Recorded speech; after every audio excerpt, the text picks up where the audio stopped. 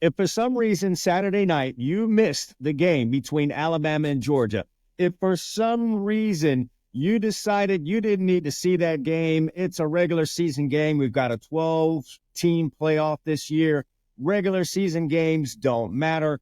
Let me go out with the boys. Or you were at a wedding for somebody that you call a friend, but if they're really a friend, they don't have weddings during the football season, whatever the case may be. If you missed that game between Georgia and Alabama on Saturday night, you can't call yourself a football fan. You did yourself a disservice. Now, I know you've got a phone and you might have been checking the score because, part of you does really care. You just happen to be missing this game for some godforsaken reason.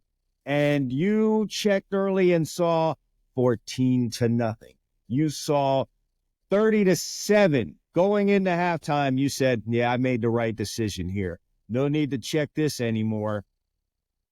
Or maybe you were at home and said, look, I've been watching football since 12 p.m. Eastern time today. I've had enough. And look how the night's going to end. This big-time matchup, the one that they stuffed down our throat and just told us this was going to be the game of the year, is now the home team up by 23 points. Forget it. Not going to check it anymore. Boy, were you wrong. Boy, were you wrong. As it would turn out, I think towards the end of this football game, there had to be 90,000 people, and a good portion of them in that stadium, Bryant-Denny, that needed to go to the bathroom but would not because of what was going on in the field. Now, I get it. A whole bunch of thoughts ran through my head when the score was 30-7, even when it got to 33-15, and Georgia was trying to show some fight. You were like, I don't know if they can pull this off. Some plays, Carson Beck looks like a deer in headlights. Like the moment was actually becoming too big for this kid. And then in the next moment, he looks like Johnny Manziel out there. He's throwing with reckless abandon, doesn't care, puts the ball down the field. Any one-on-one matchup, 20 yards plus down the field, Carson Beck was going for it.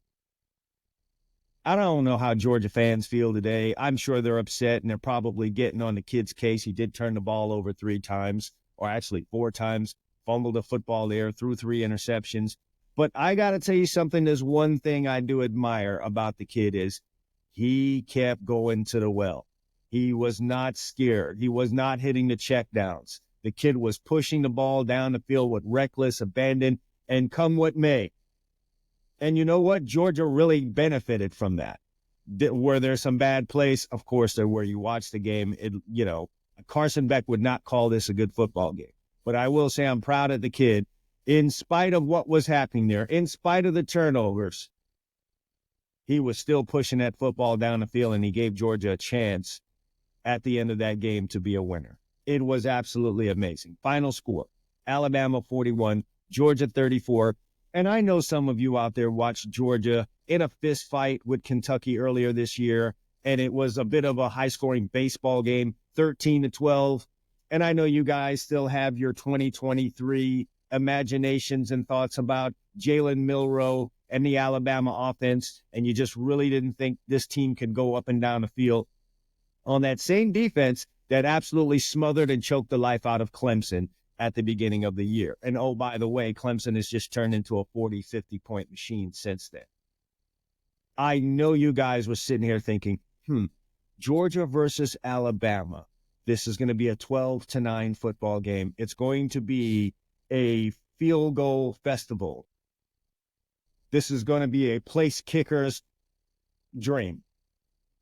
And perhaps that is what drove you away from the television screen on Saturday night. Boy, you are wrong. And if you've done your homework, you realize that though these two teams are one of the considered best defensive teams in all of college football, let's just be honest about it, for teams who still consider playing defense in college football, you would expect that when these two get together, there'd be a whole bunch of defense going on. But if you do your research, you would know that the last 5 meetings between these two football teams have all gone over 50 points. It's true. And we went way over that mark in this game without the benefit of overtime. 41-34, and we had a ton of offense. At the end of the day, here's what we've got. Just looking at things right here. Rushing. Well, actually, look, total yards.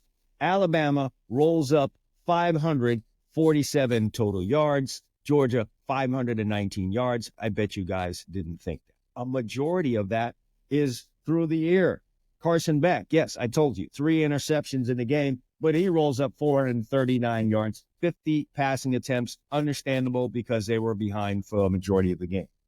Jalen Milroe, this was an opportunity for a lot of people out there to really change their mind about Jalen Milroe.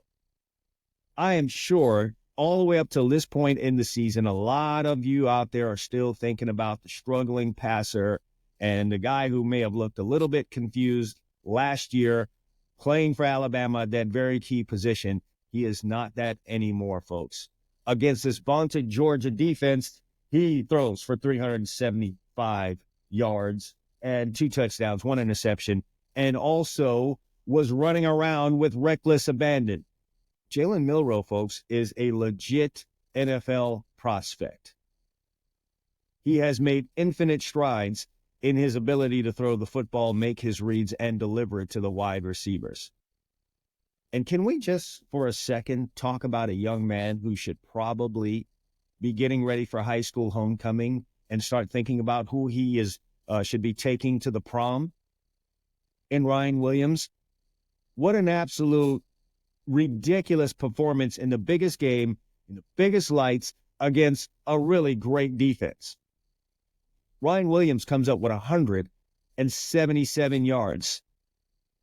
It's kind of ironic. 177 for the kid that's 17 years old. He's 17 years old, running around on this field in a primetime matchup with a team that's just so recently won a national championship. There is something to be said for that. That is just absolutely unreal. This was a major performance by that kid, Jalen Milroe. There were a lot of superlatives that could be handed out for what we saw on that field on Saturday night between Alabama and Georgia. Absolutely amazing. Defense be damned. I would say this, though. I would like Georgia in a rematch, but will we get that? Because Texas, Tennessee are going to have something to say about that. They're going to have something to say about that. Quite frankly, I think the only way we see a rematch here is if both Georgia and Alabama get into the 12-team playoff and some things happen there and they end up playing each other. Because I just don't think we're going to get a rematch here as we have in years past in the SEC championship game. Tennessee is playing way too well, and many can argue that Texas is the best team in college football. But golly, for all of the stuff that we want to complain about with college football, NIL, transfer portal, kids moving around, and all the administrative stuff that I've certainly had my opinions on, Emil and I have certainly had our opinions on the Two Chumps Football Podcast, we still do maintain that that product on the field, Saturdays in the fall, continues to be the best thing out there. Yes, this is a better product when you're talking about just the actual playing of games and the pageantry and all of the intensity and everything else that goes around with it. College football is still a better product than the NFL. That was proven tenfold in this game as Alabama and Georgia gave us one for the ages. One for the ages. How about that second half, though? How about that fourth quarter? 19 for Georgia in that final quarter, 8. We're talking about 27 points scored in that fourth quarter. Absolutely unbelievable. For you guys out there that had the under in this thing, boy, was that ever blown away. You were kind of in trouble to begin with Georgia giving up 30 points in that first half, but things were kind of quiet in that third quarter. But boy, that fourth quarter was left our mouths open. Georgia goes down the field in 3 plays. Boom. Seizes the lead and looks like they're going to win this game. And just like that, Jalen Milroe to the 17-year-old who puts a ridiculous move on two of the members of the Georgia secondary where they run into each other. You guys absolutely have to see that. If you didn't see the game, you were at the wedding, you were at the restaurant, or you decided to Netflix and chill, go see that play by Ryan Williams, the move he put after he caught that ball, the clincher, basically, to take the Alabama Crimson Tide to the lead and the eventual win in this game. What a thriller. It just really feels like we should see a rematch. I'd love to see a rematch, but you guys can comment down in that comment section. Let me know if you think if we have a chance of seeing a rematch of this thriller between Georgia and Alabama. And if we do, who do you think would win? Let's say on a neutral site. They replay this game at the end of the year on a neutral site, call it wherever, Georgia Dome. You played in New Orleans. Who do you think wins this game? Nevertheless, on this night, September 28th, Georgia and Alabama gave us one of the best games we have seen in years, if not of all time. It's probably a top 10er of games that are out there. So you guys drop those down in the comment. Remember to watch the Two Chumps Football Podcast. Emil and I get together. We deliver the show every Thursday to you guys.